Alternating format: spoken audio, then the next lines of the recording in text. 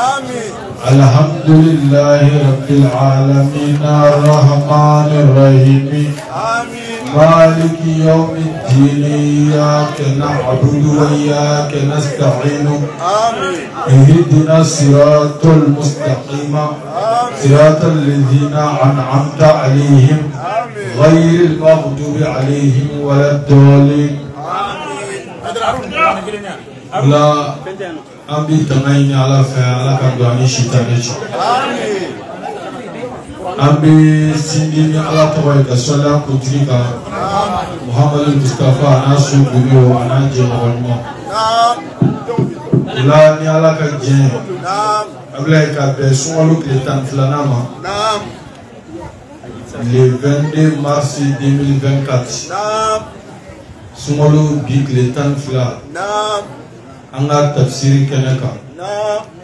Ami dugoke alaka shiri kenaya ni labangoy manda ama. Abe ka tafsiri mununga alaka minanye. Abaraji alaka na mfwako. Qur'ane baraka ya alaka baraka doana. Al-Qur'ana daraja ya alaka daraja. Al-Qur'ane bunya ya alaka bunya. Al-Qur'ane wasa ya alaka wasa. Anga jamana alaka kishi alaka tama. Abla mo chama ya bunya. Anga fuli buyi. Sugarula. Kasi maluma. Ayra fene ya chama di mo. Ami dugoke alaka na taro lamule. Amin. Laka blat kuka mizamuna. Amin. Lamina suratu Nuhi. Amin ole tafsiri damne. Nabiyullah Nuh kufo sura.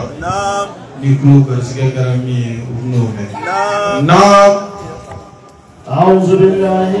أقوام بالتغنين الله سبحانه وتعالى من الشيطان كبو الشيطان التورما الرجيم من غير كرفي سورة نوح نين نبي الله نوح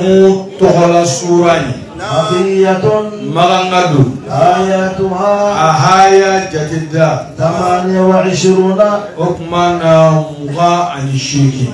بسم الله قرآن دولا فينا مغان كنتو بسم الله بسم الله أمانا كلام دمني الله تعالى تغبرك ماي الرحمن يا إن الله ولنتي الله تعالى الرحيم لا نكرك ننتقدو إنا أرسلنا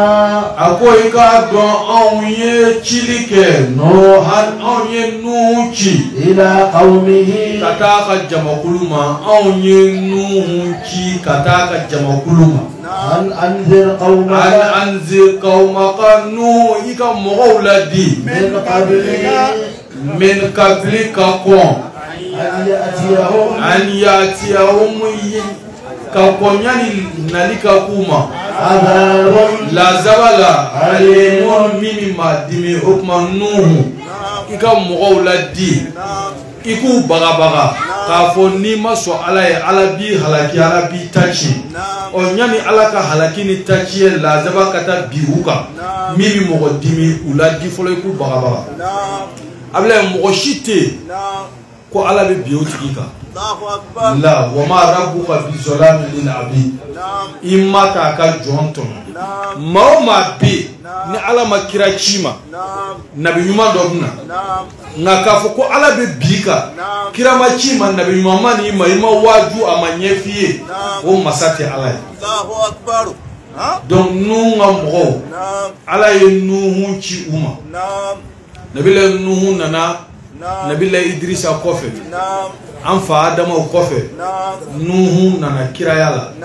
kaka ka mogola digo bolition be joso ayi sebeke era ba kalama san keme konontoni bidu san bidu ka je abuku wele kana Allah subhanahu wa ta'ala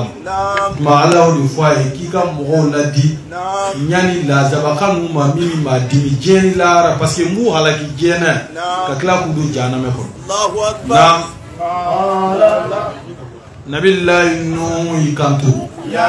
قومي Yanga mogo إني لكم akado ne nuhu awiye نذير ne bagabagali kelaye مبين min ga ko beri kene ka ko dogo tala nye kira de ye ne cira aw ma wa nga ko be wala wala lendu ngaw ma ala e kelenye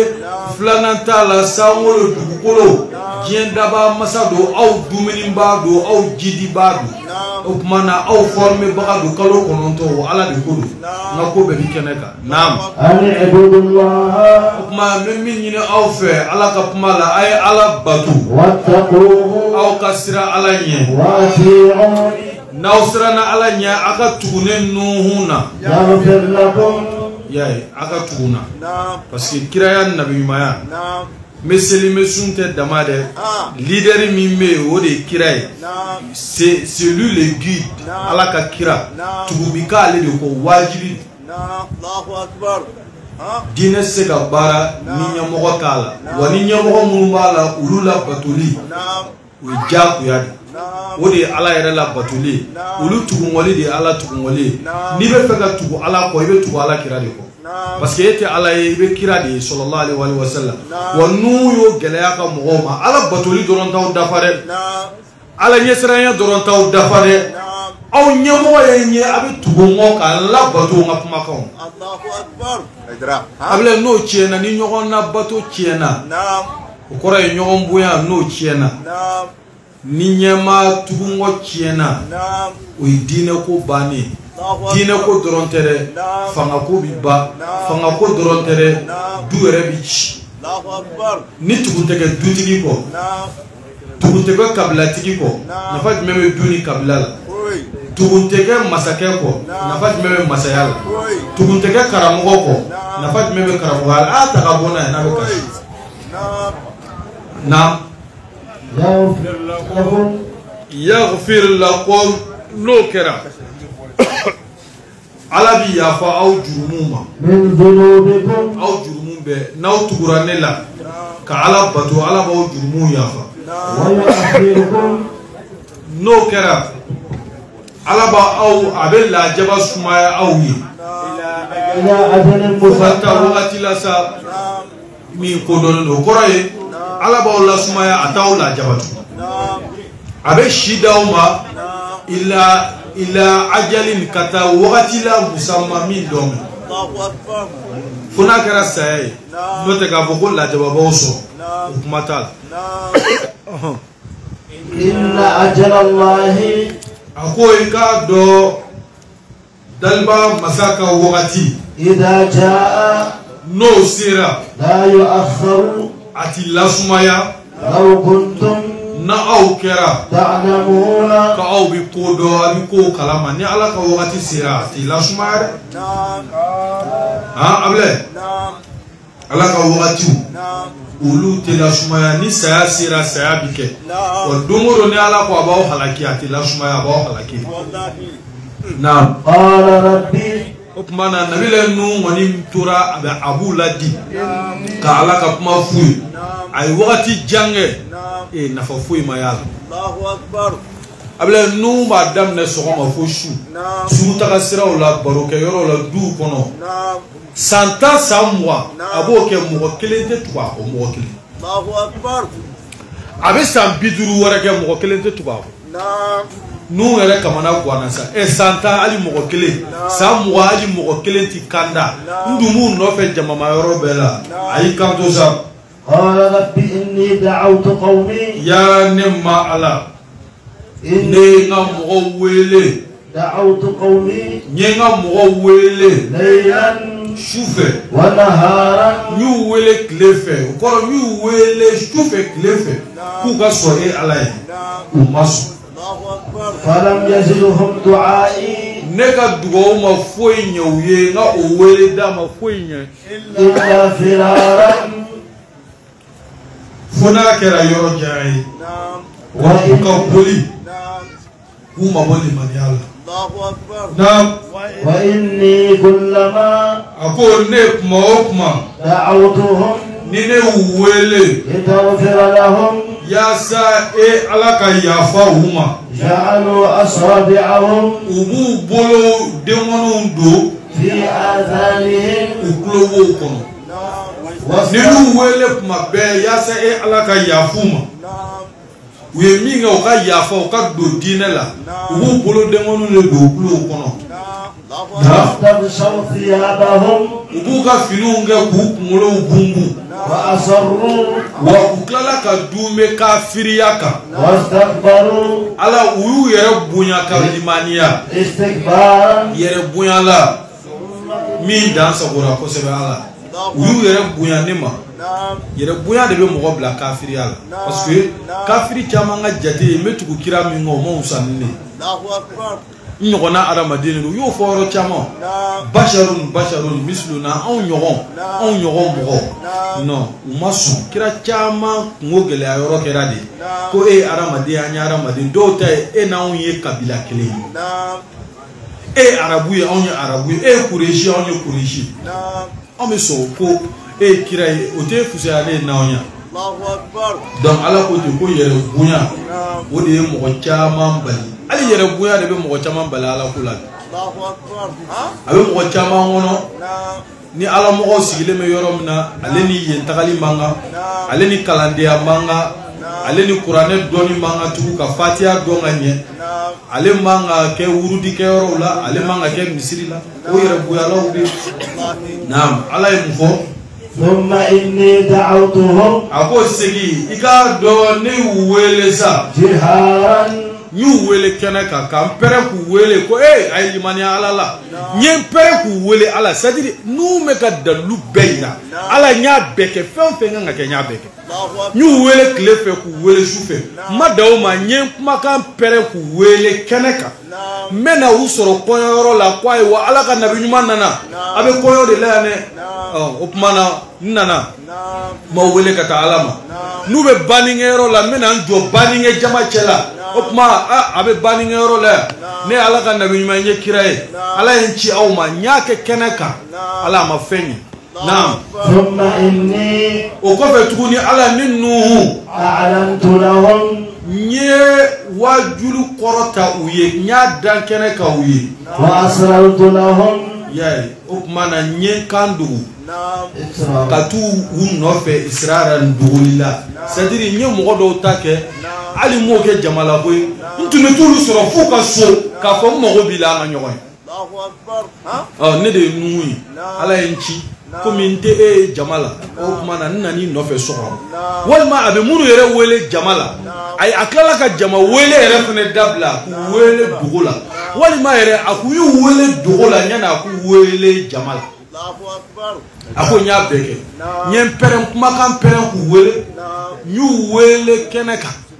nklala ku wele dugula ka kuma kan majibuye dugula ka tu ka su ka tu ka barayoro la ka tu sore ka wele mogobila nga nyoyi ne kira yaro nu ya beke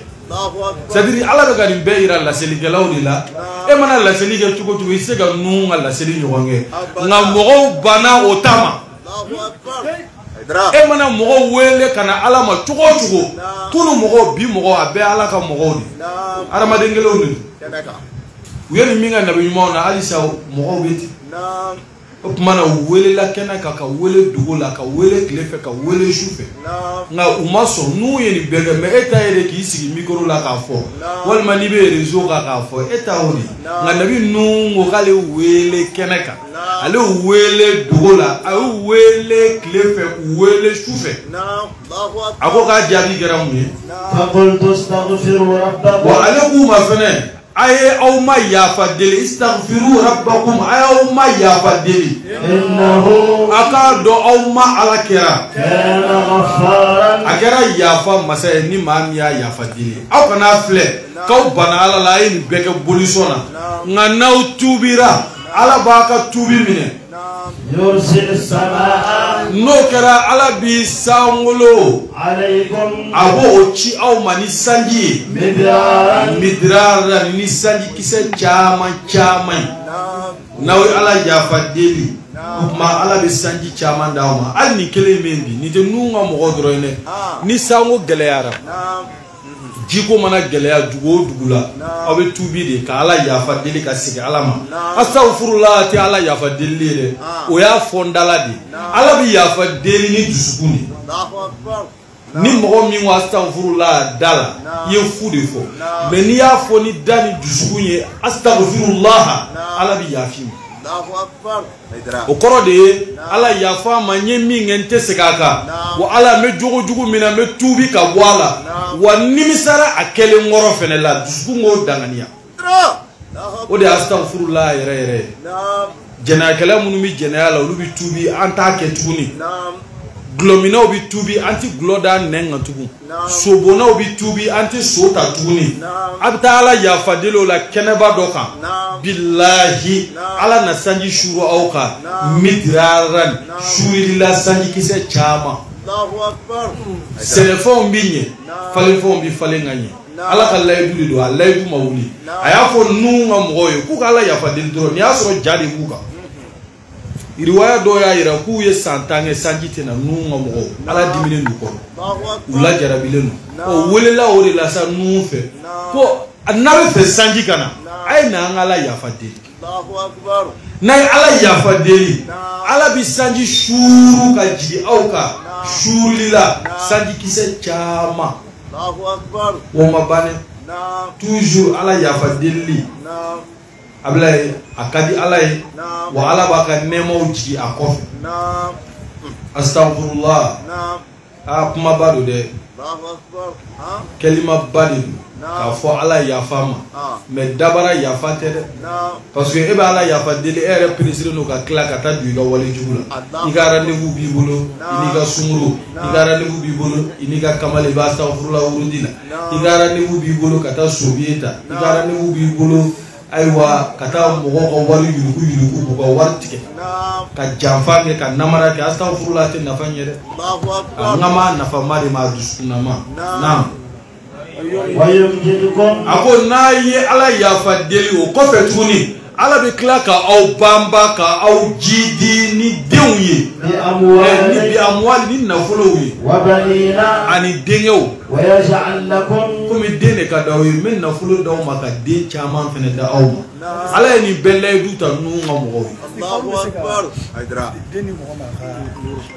a bɛ fɛn bɛɛ di mɔgɔ ma istighfaru bɛ fɛn bɛɛ di ala tɔgɔ bɛɛ bɛ den di ala tɔgɔ bɛɛ bɛ den di ala tɔgɔ bɛɛ bɛ nafolo di ala tɔgɔ bɛɛ ni ala deli n'a tɔgɔ fɛn fɛn o kɔfɛ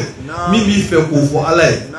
n'a y'a diya n'a n'i ka dugawu jaabi bɛnna pourquoi pas mais dɔw de kɛrɛnkɛrɛnnen don fɛn dɔw kama o bɛ yen fɛn dɔw kɛrɛnkɛrɛnnen don a kama wa fɛn bɛɛ fɛnɛ bɛ se k'a kɛ fɛnɛ ala tɔgɔ ama a tɔgɔ bɛɛ bɛ se ka mago bɛɛ dilan i n'a fɔ a tɔgɔ kɛrɛnkɛrɛnnen dɔ bɛ a y'o dilan mago dɔ kama net par exemple mɔgɔ min bɛ garizigɛ ko la ni i ye ko dɔn na i yɛrɛ kan k'a dɔn ala tɔgɔ min bɛ ya razaku ya fatawu o de ka teli n'i ye ya alaw ta garizigɛ ko la i bɛ se ka ala bɛ se ka garizigɛ d'i ma mais ya alaw kɔni dabɔ mun t'u ye mais istighfaru yɛrɛ min na b'a la ala yafa deli astaghfirullah ale bɛ fɛn bɛɛ parce que ni ala yafar'i ma ka ban ko bɛɛ ɲɛna o ni yafa kɛra ka ban o y'i sanuyalen de ye mɔgɔ sanuma bɛ fɛn bɛɛ bɔ ala ye a b'a laban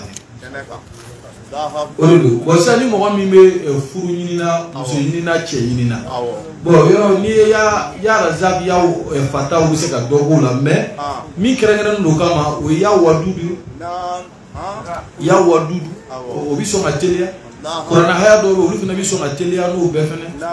ala k'an bɛɛ sababa ma n'an man ka taa a ko a ka yafa deli kɔfɛ a bɛ sanji sɔrɔ a suurulen ka nafolo sɔrɔ a caman ka denw sɔrɔ ka tila tuguni ala bɛ tila wa yaj'al lakum jannatin a bɛ tila ka nakɔ foro caman di aw ma a bɛ tila ka kɔɲɛ caman d'aw ma minnu bɛ boli nakɔ ninnu kɔnɔ o tuma nin bɛɛ kɔfɛ sa munna de aw tɛ aw jigi da ala kan ka sɔn ala ye ka ala bonya ka limaniya nin bɛɛ kɔfɛ a t'a lajɛ sa ala yɛrɛ de ye nin layidu d'u ma nu a f'i ka mɔgɔw ye k'u ka ni ala yafa deli wa nu ko ala n y'a f'u ye dɛ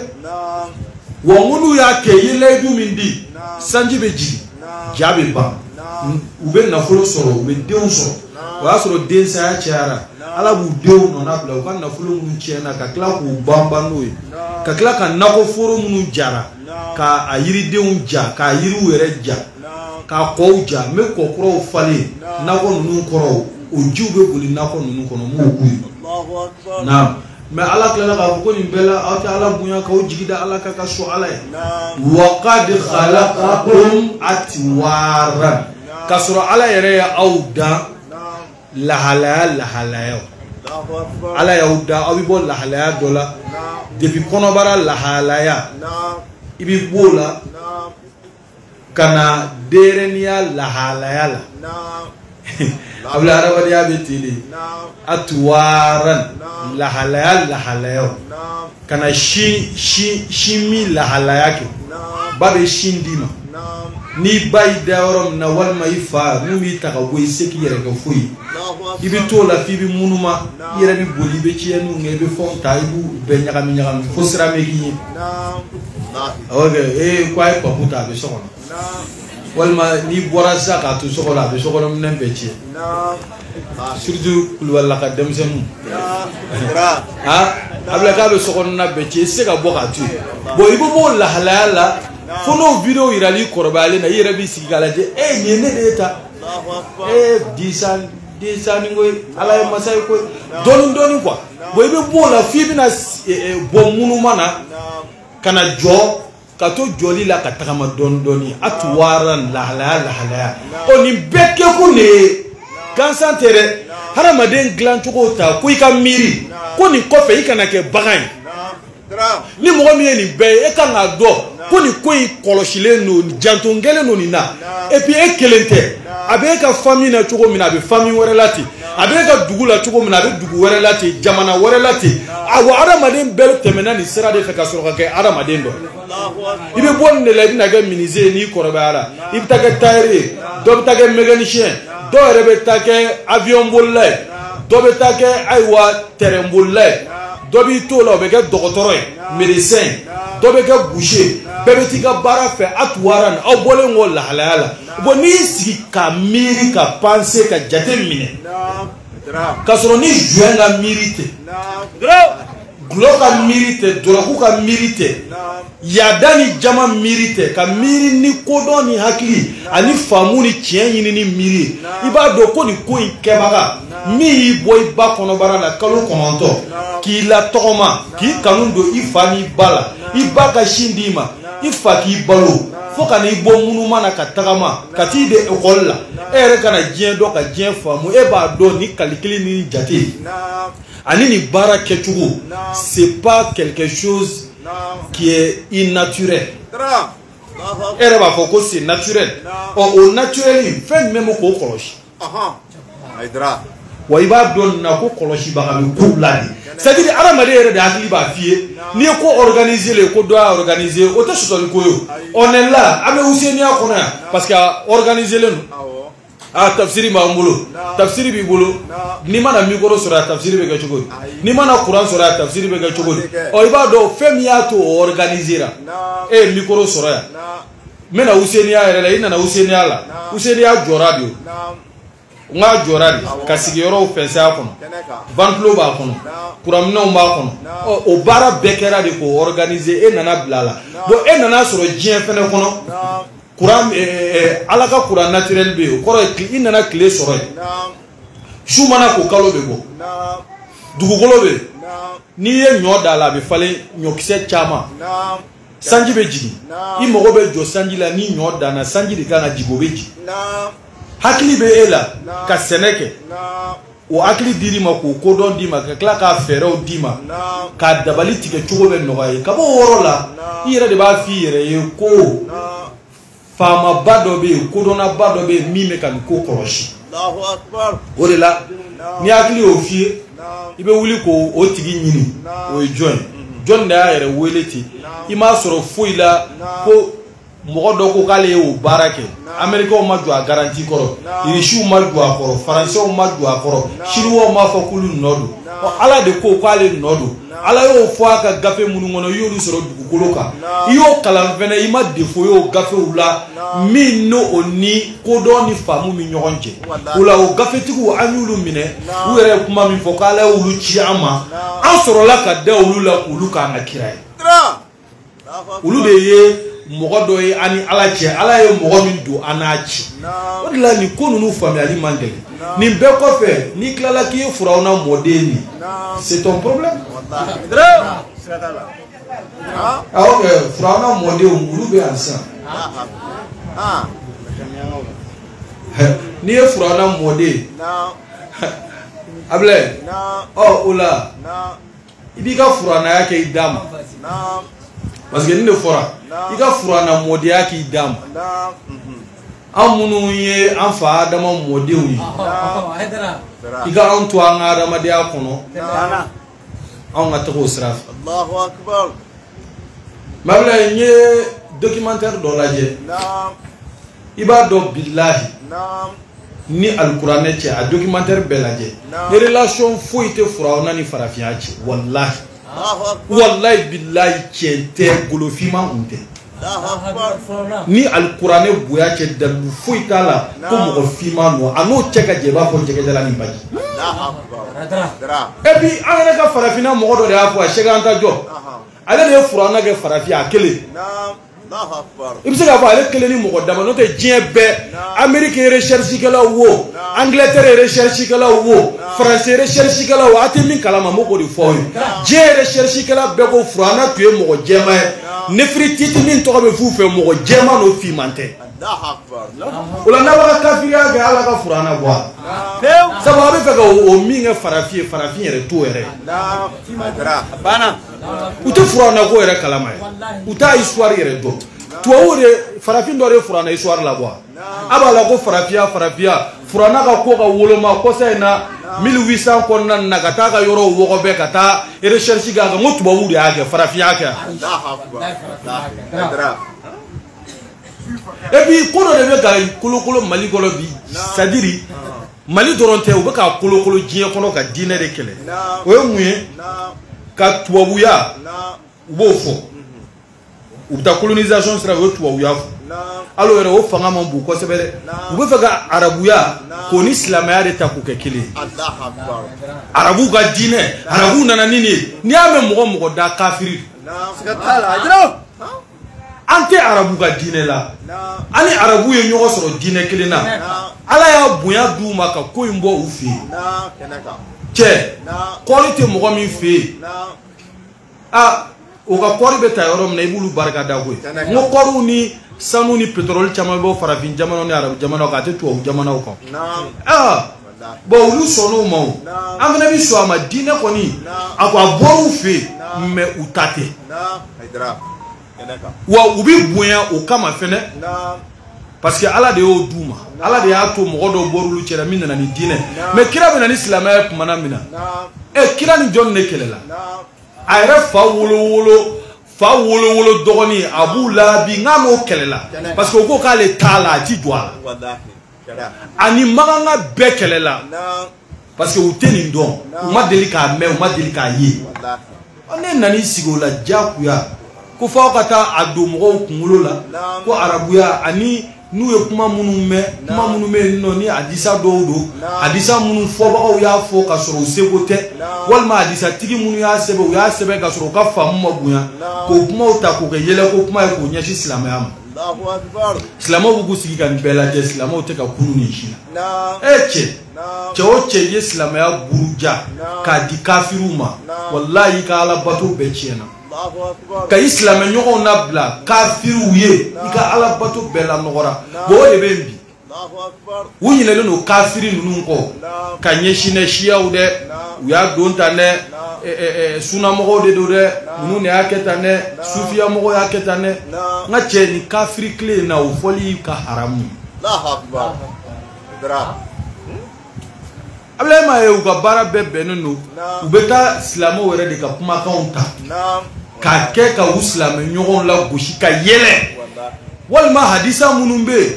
hadisa ninnu yɛrɛ fɔtɔ hakili yɛrɛ b'a f'i ye ko fiɲɛ bɛ nin na a bila ni hakili y'a f'i ye ko fiɲɛ bɛ hadisa la diyagosa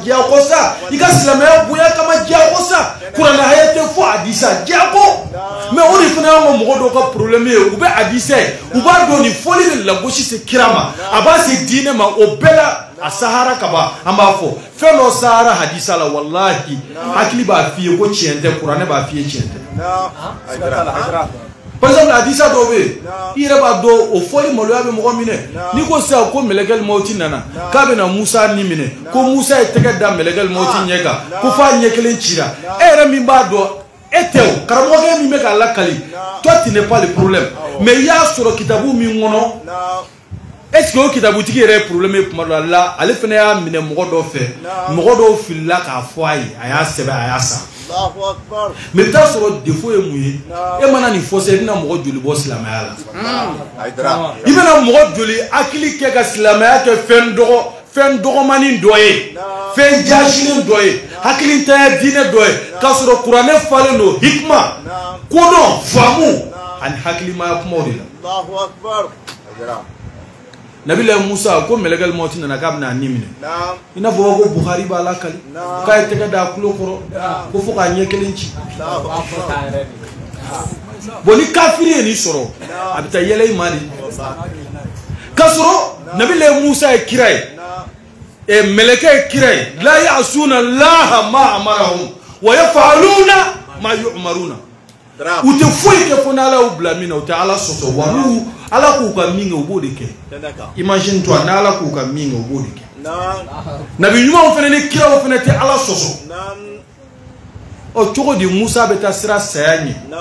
nabi ɲuman min ni Ala bɛ kuma Musa ni Ala bɛ kuma ɲɔgɔn fɛ tête en tête o Musa min bɛ Ala kumakan mɛn Ala kan ka kɛ nabi ɲuman wɛrɛ mais e ye Ala yɛrɛ kumakan yɛrɛ mɛn ala an minnu ma Ala kumakan mɛn mɔgɔw bɛ tilen ka kɛ shahidu su ye silamɛya kɛlɛw la sahabaw ma Ala ye u ma foyi ye u ma Ala kumakan mɛn kira ka kuma de y'u da la olu tun bɛ taa sa kɛlɛkɛyɔrɔ la u tɛ siran u tɛ boli bamuru ni bamuru cɛ la mais Musa ni minɛ cogo lafiyalama ka n'a f'i ye k'a bonya yɛrɛ da i kɔrɔ u ka tila ka tɛgɛ da mɛlɛkɛ ɲɛ kan e yɛrɛ b'a dɔn ko nin fɔtɔ ani nin sɛbɛntɔ ko fiɲɛ bɛ nin na mais fɔbaga to yen ka n'o jalaki sɛbɛnbaga to yen ka n'o jalaki mais i ka diinɛ lajɛ bi i ka diinɛ jugu jɔlen filɛ k'i ma kɔnɔ i ka nin ɲɔgɔn de fɔ a ka yɛlɛ i ma a bila bilahi yɛlɛko yɔrɔ tɛ ni kuranɛ kɔnɔ wallahi yɛlɛko yɔrɔ tɛ silamɛya ma silamɛya baara kelen tɛ yen ko mɔgɔ bɛ se k'a ye ko ɲigintɔ ko dɔ don walima yɛlɛ yɔrɔ dɔ b'a la fo ni silamɛya karamɔgɔ min ye yɔrɔ min ta k'a kɛ yɛlɛ yɔrɔ ye walima ni silamɛya lasebaa min ye yɔrɔ min ta k'a kɛ lagosi yɔrɔ ye mais k'a fɔ ko silamɛya yɛrɛ a yɛrɛ adinul asilul islamul asil ala kira nana ni min ye ani min bɛ kuranɛ kɔnɔ wallahi lagosi yɔrɔ t'a la yɛlɛ yɔrɔ t'a la mɛkɛru bɔ yɔrɔ t'a la mais n'i ye yɔrɔ yɔrɔ a la ko mɔgɔ dɔ mɛkɛru la a fɔcogo de man ɲɛ walima a sɛbɛncogo man ɲɛ walima min bɛ k'a fɔ a bɛ k'a fɔ ka sɔrɔ a t'a yɛrɛ kalama sabu mɔgɔ min tɛ jugu dɔn a yɛrɛ la a bila o tigi mɔgɔw tɛ ko caman na dɛ nka mɔgɔ b'a dɔn ko jugu bɛ silamɛya la e ma anw ka siya karamɔgɔw bɔra ko caman kɔnɔ a mɛnna parce que olu y'a ye ko américains jɔlen don de ni bɛrɛdɛmu u bɛ fɛ ka silamɛya bombarder k'a ban olu y'a dɔn ko yahudiw israɛliw bɛ fɛ ka silamɛya char combat yɛlɛ a kan k'a nɔɔni k'a ci ka bɔ yen olu sɔmina olu ko aw tɛ fɛ k'an n'an balimaw bila ɲɔgɔn na ko sunna siya ko anw balima sunnamɔgɔw an ka siya karamɔgɔw y'a daminɛ n'o ye karamɔgɔbaw u nana bɔ an balima sunnamɔgɔw la k'a yɛlɛma ko ayi dɛ ko an yɛrɛ ni sunnamɔgɔw an niw de don ko an dɔw de don différence yɛrɛ tɛ ko an bɛɛ ye ni kelen de min bɛɛ bɛ ɲɛsin alikaba kelen ma o la bilen i bɛ naloma to a ka nalomaya la parce que dɔw tɛ sɔn abadan olu t'a dabila sawawun alayhim ahanzartum am lam tunzirhum la yu'minun mɔgɔw bɛ i y'olu ladi k'u bagabaga u t'a dabila i b'u bagabaga u t'a dabila u tɛ limaniya mɔgɔ dɔw bɛ olu tɛ tiɲɛ sira minɛ olu tɛ bɛn sira minɛ olu tɛ silamɛw ka keleya fɛ fo lahara sabu olu bɛ balo silamɛw ka fɔɲɔgɔnkɔ de la donc mɔgɔ tɛ se k'olu jagoya mais e yɛrɛ min b'i yɛrɛ kalama dɔɔni tant que sunnamɔgɔ e min b'i yɛrɛ kalama tant que siya tant que sufi e min b'i yɛrɛ kalama bɔ i yɛrɛ kalama ko silamɛya jugu fitinini hali u tɛ mɔgɔ damadɔ bɔ anw fɛ yan mɔgɔ minnu bɛ ka silamɛya buruja di k'a neni u ka pages bɛ yen a bɛɛ lajɛlen n'i y'a bɛɛ fara ɲɔgɔn kan bilahi Mali bɛɛ kɔnɔ u tɛ mɔgɔ 1000 bɔ walahi ko kamiti minnu y'u yɛrɛ yira k'u y'a ye a tɛ mɔgɔ 1000 bɔ mais o mɔgɔ damadɔni de bɛ k'aw ka diinɛ buruja k'a neni k'a da lɛfɛ kɔnɔ don o don bɛɛ ɲɛ b'a la maa si tɛ k'a k'i kun a bila n tɛ kelen f'i ye nkalon kumana a bɛ se tiɲɛ da deni na nkalon kumana a bɛ se tiɲɛ da deni na wa nkalon kumana bɛ se tiɲɛ organiser bali la nkalon organiselen o bɛ se tiɲɛ organiselen na hali n'a jama ka ca mais n kɔni tɛ dɔwɛrɛ dɔn silamɛw wallahi aw bɛ malo Ala ye n'aw ma sabali wallahi aw bɛ lebu n'aw ma sabali wallahi Ala b'a daji tun karamɔgɔw kun na n'a ma sabali a bila bɛɛ bɛ ne wajulu kɛ cogo dɔn ne tɛ kuma tan nka n'a ye ko ye ka ko dɔn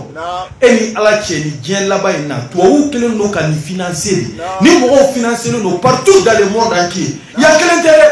Iran ta ka jugu ni yan ta ye u ye télévision min dilan Iran régime contre la plus de 1000 télévisés télévision so bakele a dilannen don contre régime iranien parce que silamɛ régime a bɛɛ bɛ kuma iranien ka farisiya de la télévision bakele réseaux sociaux ka page min dayɛlɛnnen don contre régime iranien contre les guides iraniens a ka ca ni réseaux sociaux millions page millions wa tubabuw b'a bɛɛ financer pour que silamɛya dili ka se ka bɔ olu fana kekuyara ten olu fana ko hey silamɛya ye n'an bolo di ɲɔgɔn ma n'o tɛ kɛlɛ min filɛ nin an bɛɛ bi to a la Iraki filɛ nin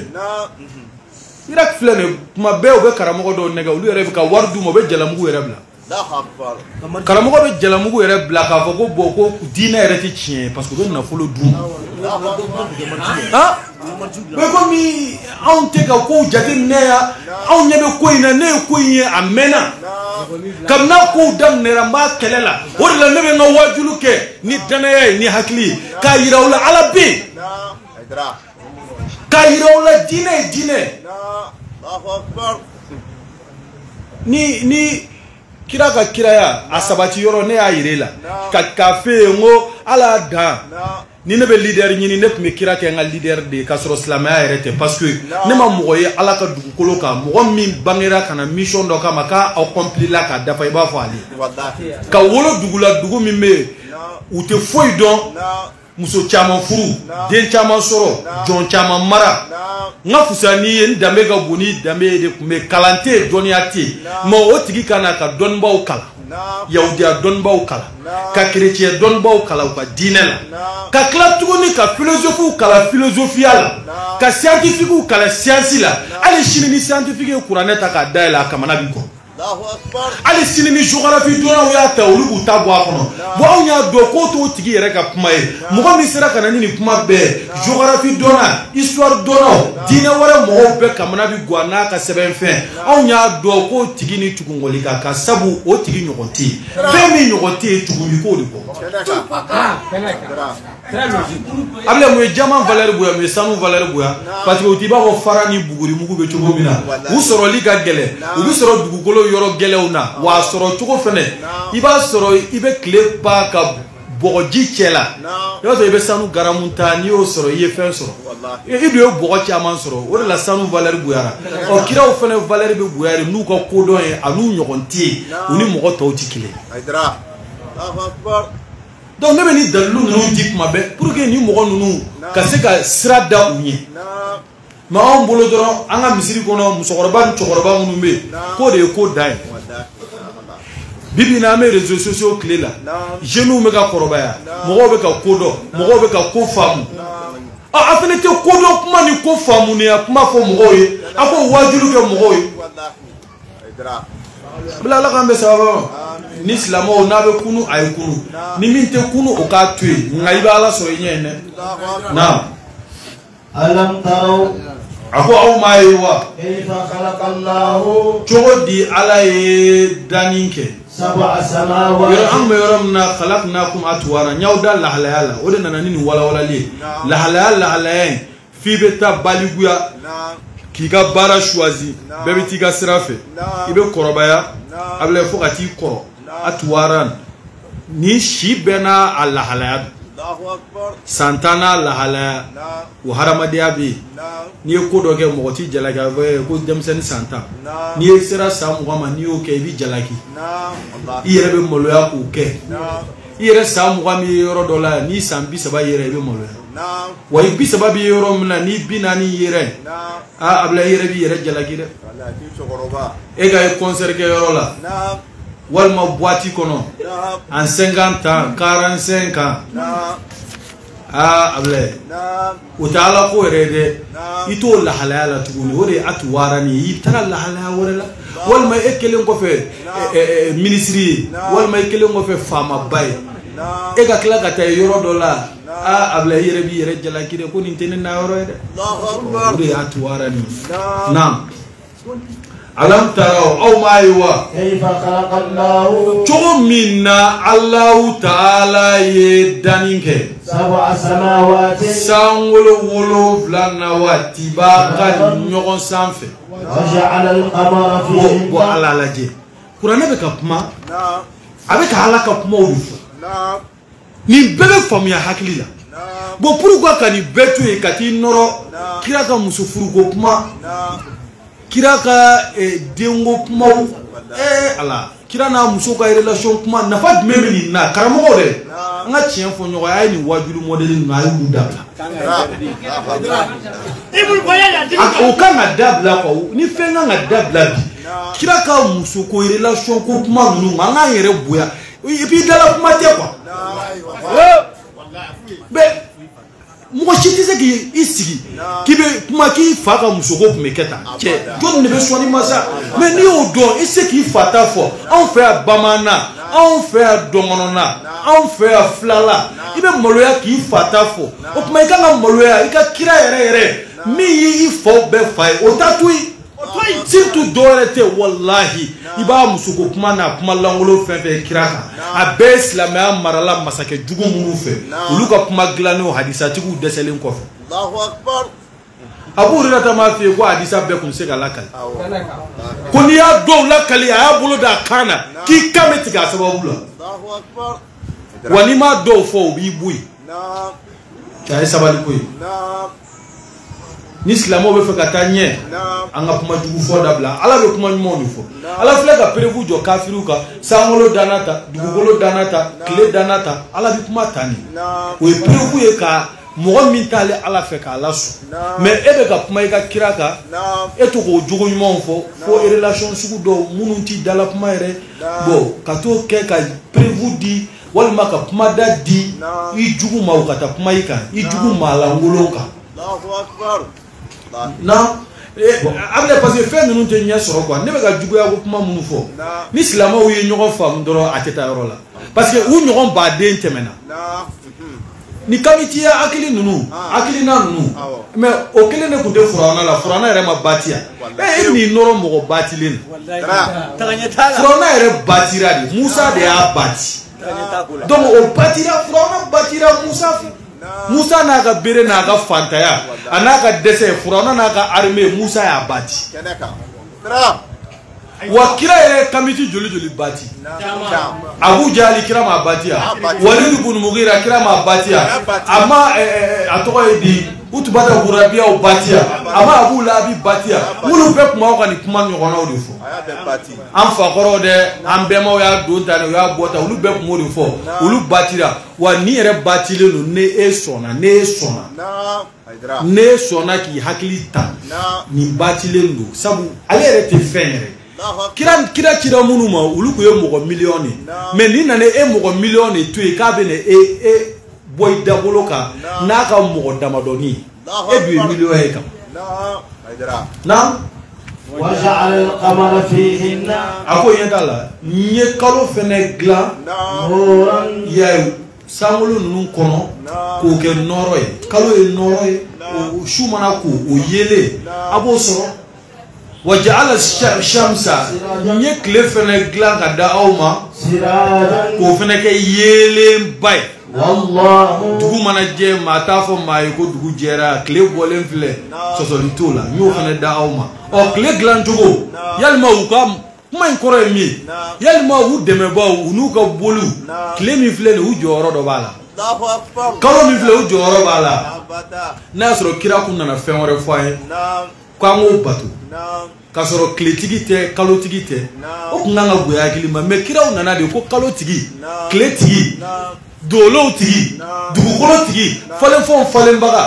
ere glan baga Naam. ani jidi baga ima ko ala de ko do kle tere kana kle batu kana kalo batu kana dolo batu kana fen glanin do batu ko kle tigi batu kalo tigi batu kuma bi Allahu Akbar. Naam. Adra. والله ako ala أنبتكم ala ya aw fali من الأرض ka bɔ dugukolo kan نباتا falenni na ثم يعيدكم فيها a bɛ tila k'aw segin o dugukolo kelen na ويخرجكم a bɛ tila k'aw bɔ a la إخراجا bɔli la والله a bɛ e ma sɔn o ma Na abani sola. ko ala y'an falen ka bɔ dugukolo la i ma sɔn o ma Naam. an falen na ka bɔ a la dɛ Allahu Akbar. cɛ si tɛ k'i ma falen ka bɔ dugukolo la o baga yɛrɛ tɛ Ah. i bɛna fɔ ko an fa adama ka sira fɛ o tɛ Naam. adama ka sira tɛ Naam. o ye sira wɛrɛ ye o ye sira spirituel ye Naam. sira spirituel o ye ni i y'a faamu o la mɛ n'i ma da o la Naam. parce que kafiri dɔ bɛna sɔsɔli kɛ ko kuranɛ kɔnɔ ka a bɛ yen ko an bɛɛ falenna ka bɔ dugukolo la ko o tɛ tiɲɛ ye Naam. a bɛ Naam. mɔgɔ o mɔgɔ bɛ dugukolo kan bi Awo. dumuni de yɛlɛmara ka kɛ lawa ye Allahu Akbar. hadamaden bɛ bɔ o de la dumuni de bɛ yɛlɛma ka kɛ Naam. ni fa ni ba ma sogo dun Naam. a bɛ kana siga la dɛ Naam. u ye yiriden dɔ dun Naam. walima u ye malo dun Naam. u ye ɲɔ dun walima u taara bin de ɲimi c'est leur problème Adra. Ah. a bɛ o de bɛ yɛlɛma o bin de bɛ yɛlɛma walima o furi o yiriden walima u ye saga min faga o saga ye bin de dun Naam. Kenaka. ɔ u ye misi min faga o fana ye bin dun Naam. ɔ o bin de fana yɛlɛmara ka k'olu lawa ye u ye jɛɲɔgɔnya kɛ olu wolola donc o saga sogo ye bɔgɔ de ye a bɔra bɔgɔ la Sira. Kenaka. Allahu Akbar. wa hadamaden yɛrɛ i ye sogo min dun Naam. i ye ji min min Naam. i ye dumuni min kɛ malo do wo Naam. jaba do wo o bɛɛ bɔra dugukolo de la dumuni bɛɛ bɔra dugukolo la o de yɛlɛmara ka kɛ lawa ye o de taara sabati muso denso la o de kɛra den ye i bɔra min Naam. dugukolo la i falenna ka bɔ min sɔsɔli bɛ nin na ni ala ye min fɔ dɔrɔn an ka tɛmɛ ni hakili ma don yɔrɔ sɔrɔ a la bi sini ni miiri k'i miiri i b'a sɔrɔ ala ta ye wulibali de ye bon ni kuma bɛɛ bɔra mɔgɔ minnu da Naam. o de ye kira ye an b'a dɔn ko nin de la olu tɛ mɔgɔ gansan ye sabu yan'ale cɛ nin kumaw fɔbaga kun tɛ yen Naam. yanni kira cɛ nin kuma ninnu fɔbaga kun tɛ yen o livre tɛ yen ko a kun b'o kɔnɔ o faamuyali tɛ yen ko o kun b'a lakali Ah. Allahu Akbar. Adra. i y'a ye Naam. donc nin de don Naam. naam والله a ko i k'a dɔn ala جعل لكم الأرض ala ye dugukolo dilan بساطا ka dugukolo da aw ma k'a fɛnsɛ Naam. naam لتسلكوا منها yaasa aw ka don dugukolo yɔrɔw la سبلا doni na فجاجا ya a ka siraw bɔ a la siraw la doni yɔrɔw la fijajan sira minnu fɛrɛlen don a k'o caman bɔ a la قال نوح o la nuhun ko sa ربي yaa ne ma إنهم i k'a dɔn ne ka mɔgɔw a sɔnni u ye ne nuhun sɔsɔ واتبعوا u tugura من لم يزده ماله fɛn min tɛ dɔ fara u ka wari kan وولده a tɛ dɔ fara u ka den kan o kɔrɔ ye u tugura u ka ɲɛmɔgɔw kɔ an'u ka boliw kɔ o boli minnu tɛ den d'u ma a tɛ nafolo d'u ma إلا خسارا u tɛ foyi d'u ma fo n'a kɛra bɔnɛ ye ومكروا u ye fɛɛrɛ tigɛ ne ala ne nuhu kama dugu maabaw ye ɲɔgɔn ye ko ka ale yɛrɛ nuhu éliminer sa ko ka nuhu ka ko ban san 900 san 50 u b'a f'u denw ye a kana limaniya ni cɛ in na dɛ cɛ de b'an faw tile a bɛ yan an mɔkɛw tile a bɛ yan a si kana sɔn a ye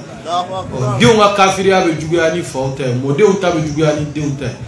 ala ko sa ko nuhu ko u ye fɛɛrɛw tigɛ ni nuhu kama fɛɛrɛ tigɛ la min fɛɛrɛw bonyara kosɛbɛ u y'u kanto sa u nana bɛn mun kan dugukɔnɔmɔgɔw ko la tazaruna alihatakum a kana a ka boliw batoni to yen nuhu ka kuma kama dɛ u bɛɛ de bɛnn'o kan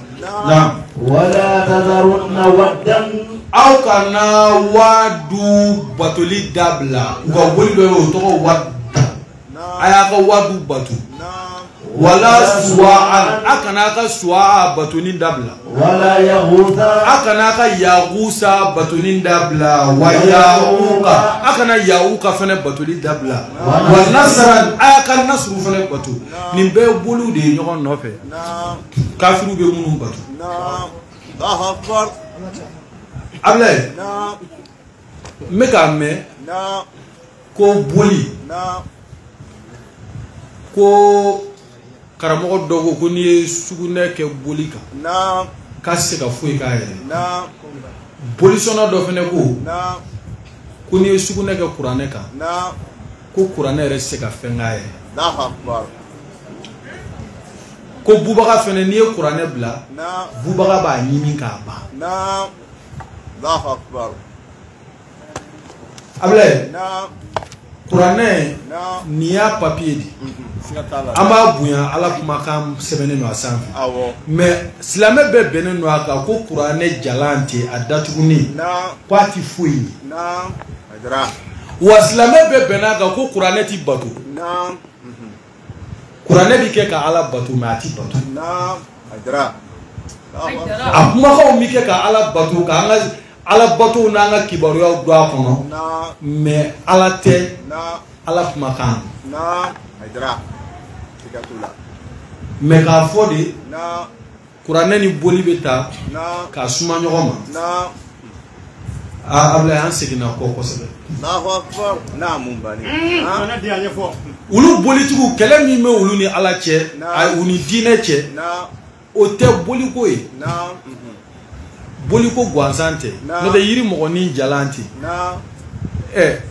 Maliba rond-point tɛ nin anw yɛrɛ ka yɔrɔ la on s'en fout de a bɛ dugu cɛ ɲɛ dɔrɔn a da o dɔrɔn de a se ka foyi wɛrɛ kɛ mais n'a sɔnna k'a kɛ ala ye ko a bɛ mɔgɔ dɔ dilan ala mago la o de y'a kɛlen fɛn jugu ye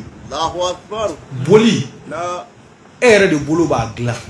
n'i y'a dilan i bɛ tila k'a bila ala place la kuranɛ anw bɛnnen don min kan anw bolo ma kuranɛ dilan kuranɛ kumakan bɔra ala de yɔrɔ ala de ko nin ye kumakan ye a ka ciden dɔ da anw dara min na an n'o bɛnn'a kan wa an dara la de an sɔrɔla k'a fɔ ala kumakan don an b'a bonya mais bolitigi aw bɛnn'a kan ni bɛnkan tɛ kelen ye ko nin yiri mɔgɔnin walima nin tafo sirilen nin ye anw ka batofɛn ye nin y'anw ka mɔgɔ ɲini yɔrɔ ye bon e bɛ taa mɔgɔ ɲini fɛn min fɛ k'a tɛ se ka fɛn ɲɛ a yɛrɛ ye anw bɛ mɔgɔ ɲini ala min fɛ anw ko k'o de ye tile da ka kalo da k'anw yɛrɛ dilan mais boli yalima boli ye dilan wa jɔyɔrɔ dɔ bɛ e ka adamadenya dɔ la wa Ablaye o bɛ ka nin de kɛ ka kunfun kunkolo tromper bi mɔgɔ caman minnu tɛ kodɔnna ye walima silamɛya yɛrɛ man di minnu ye ka kɔrɔ mais a tɔgɔ b'u kan parce que u b'a dɔn u tɛ muso sɔrɔ n'a tɛ u b'a dɔn tigitigi u tɛna place sɔrɔ n'a tɛ u tɛ kɛ maire ye u tɛ kɛ député ye n'a tɛ bon u b'a dɔn ni silamɛya tɛ i tɛ se ka foyi kɛ mais olu minnu b'a la ten n'u dalen t'a la i b'o mɔgɔ dɔw de ye nin kuma fasuguya ninnu na u bɛ taa k'u bɛ taa nin kuma sabati parce que silamɛya yɛrɛ nana se jasi yɔrɔ ma bi fo bɛ ɲini ŋana hɔrɔnya yɛrɛ kuma wusa ani silamɛya mais vraiment wagati dɔ sera quoi ni silamɛ dɔ bɛ kuma a b'a fɔ n tɛ silamɛ dɛ n ye hɔrɔn de الله أكبر. Nte silamɛ hɔrɔn ye. نعم. Mais est-ce que silamɛya y'a fɔ e ma k'e tɛ hɔrɔn ye wa? Parce que pour que i ka nin fɔ fɛn dɔ ma, fo k'a sɔrɔ i n'o bɛ ɲɔgɔn na de quoi. Silamɛya ma deli k'a fɔ ko mɔgɔ min tɛ silamɛ ye k'o tɛ hɔrɔn ye. Kɛlɛ t'i ni silamɛya cɛ. Silamɛya ma mɔgɔ bali ka kɛ kafiri ye. Silamɛya ma mɔgɔ bali ka boli sɔn. Mais silamɛya kɔni bɛ wajibiya k'a fɔ boli sɔnɛ k'i ka boli tɛ se ka Ala jɔyɔrɔ ta wa Ala ko ko boli man ɲi musirikuya don a bɛ f'i ye fɛnɛ ko a man ɲi. A bɛ fɔ boli sɔnna ye ko boli man ɲi wa boli bɛ dɔgɔya k'a lagosi n'o sira ye wa a ti bɛn bolitigi ye. Silamɛya t'a ja bolitigi la i ka Ala neni walima i ka kira neni n'i y'a kɛ silamɛya kan ka min k'i la walima silamɛya sariya ye min fɔ silamɛya b'o waleya i kan. O de silamɛya tɛ mais silamɛya kɔnɔ mɔgɔ ti ɲangi mɔgɔ ti tɔɔrɔ sɔrɔ k'o tigi y'a fɔ boli ma ta. Par exemple mɔgɔ dɔ ko boli tɛ se ka fɛn ɲɛ boli bɛ ta ka boli la gosi ko bolitigi fɛnɛ k'o la segin Ala ma. Ablaye an ma se yen dɛ. N'an sera o kɔrɔ ko silamɛw ta tiɲɛna de. O kɔrɔ ko silamɛw halakira de. Fo yɔrɔ ka faamu. Mais o kɔrɔ tɛ ko silamɛ kan ka taa bolitigi neni ka t'i sigi k'i ka baara bɛɛ bila bolitigi dɔgɔyali la o ma fɔ. Mais kuranɛ ye min fɔ boli ma o bɛ fɔ. K'a fɔ boli ye nɔgɔ ye boli sɔnna ye nɔgɔ ye o bɛ fɔ. O bɛ fɔ dɛ o tɛ se ka yɛlɛma o tɛ se ka wuli. N'i sera o ma musiriku ye nɔgɔ ye Ala ko ten wa boli yɛrɛ ye nɔgɔ ye. I ka nin sanuya ka bɔ a ma parce que bolitigiw bɛ fɛn fɛn kɛ boli kan en général anw yɛrɛ fɛ a bɛ kɛnɛ kan jeli worodaji Ablaye o ye nɔgɔ de ye o yɛrɛ b'a dɔn nɔgɔ don fɛn min bɛ yen o bɛ na mɔgɔ dɔ dilan ye e yɛrɛ bɛ taa ka t'i daji tu o kan et puis i daji yɛrɛ tɛ fo woro ɲiminen maa o maa bɛ yen hali i ka woro daji i t'a tu i ka so kɔnɔ n'i ye woro daji tu mɔgɔ kan i n'a bɛ sa ɲɔgɔn na bon mɔgɔ min yɛrɛ bɛ woro ɲimi k'a daji tu a ka fɛn batuta fɛn min kan k'e mago dilan e bɛ taa woro daji tu e t'a dɔn ko sitanɛ de ser'i la. E tɛ sɔn ka jeli bɔ mɔgɔ si kan i bɛ maa o maa bonya mais n'i ye ka taa bakɔrɔni kan tigɛ ka jeli bɔ boli kan e yɛrɛ bɛ sɔrɔ ka taa basogo dun k'i kɔnɔ fa e kɔni tigɛra boli la de o tuma a tɛ dɔ dun wa.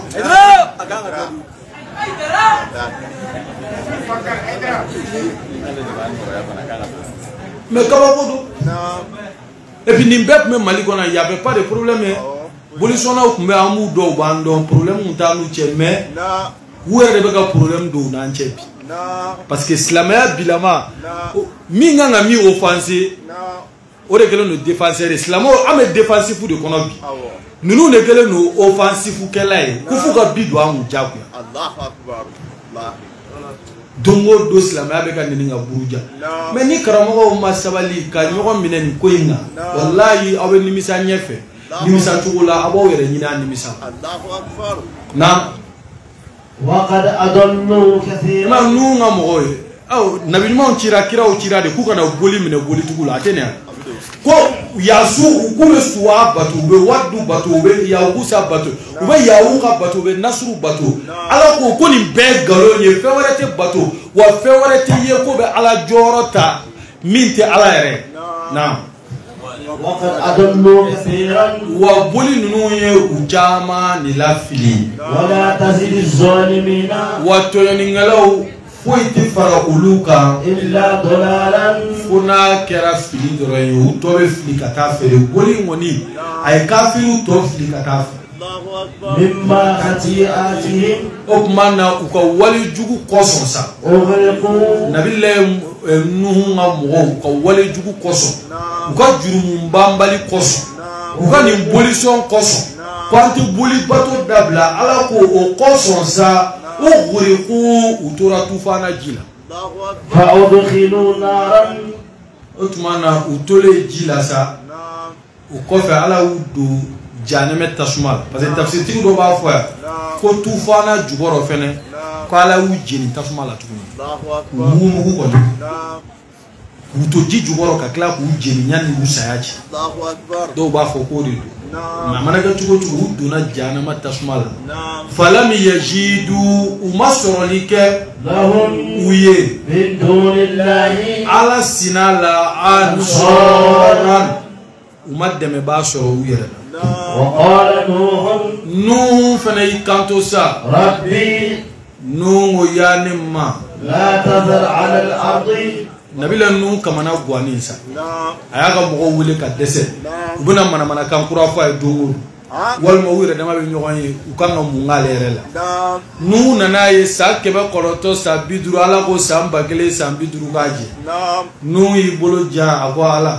rabbi yani ma لا تذر على الأرض ala ikana toli ke dugukolo ka من الكافرين kafiru la ديارا dukelen doro kana kafiri dukelen to dugukolo ka الله be أكبر halaki الله أكبر dayaran kafiri du be halaki نعم ala nyo nyini fe ko ke ka kafiri be halaki نعم naam إنك ala sabu ka daka ala إن تذرهم ni ye kafiru toy ku ka du toy يضلوا عبادك wa ka jonto ne nu kofe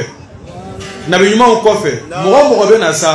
abebe ga mogo fille ne ga mogo dorongam نعم ala ni ne ga mogo nunu mbolo la dugukolo ka ite jon soro mimi batutugo wa nunu me jon to be fili génération par génération o kuma ala nyuma e mi ne ga mogo toucher ka bo dugukolo ka الله nu أكبر jigiti ga wojugo aga mogo نعم ako toucher ka bo parce que nunu kun toray u be na nation to be ci الله أكبر na ولا يلدوا ako ala ne ga mogo nunu fle ni mogo sugu munu no tina wololi ke fio إلا فاجرا fana kera cieni ngele kafaran kafiri الله أكبر ika wu fleta utina fui ke kafiri yako parce que nous ya ay génération chama bay san ke me wona don san bidru kiraya نعم génération munu mena ale ba ko génération kura mena ulu wuli chugo ka ulu be nyo ulu be jugo ya ni génération folo yi الله أكبر flana fana be jugo ya ni sabana nan jugo ya ni nu na ye digi dai de na ko ala nu nga du ci bu toucher ka bo الله أكبر na رب اغفر لي parce que u be wolo la nyana de ka moya نعم donc ako arabi ya ni masa اغفر لي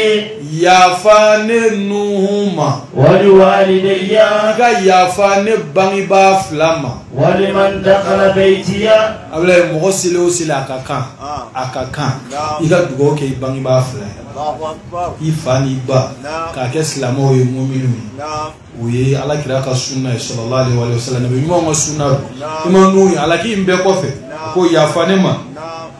ika yafa bangiba flama نعم na ولمن دخل بيتي ani mogo munu dona ale nuhu akuluma مؤمنا do ba fo betiya نعم aka misiri نعم walma aka su نعم munu duno kono نعم naam مؤمنا mu'minan o mu'minin lama وللمؤمنين otumanna ani mu'mini cemo والمؤمنات ani mu'mini musuma ala ka yafu beno ولا تزد الظالمين na ne nu ma fi alsa ala kana foi fara tononi ngala kafiri nununka إلا تبارا fona kera ku halaki ku tachi ala uta tochi iku bagusa iku halaki sadaqallahu maulana al-ali al-azim وبلغ رسوله الكريم ونحن على ما قال ربنا وخالقنا ورازقنا مولانا من الشاهدين على كشنيرانا على كابنا ولغا على كلامنا سبحان ربك رب العزة عما يصفون والسلام على المرسلين والحمد لله رب العالمين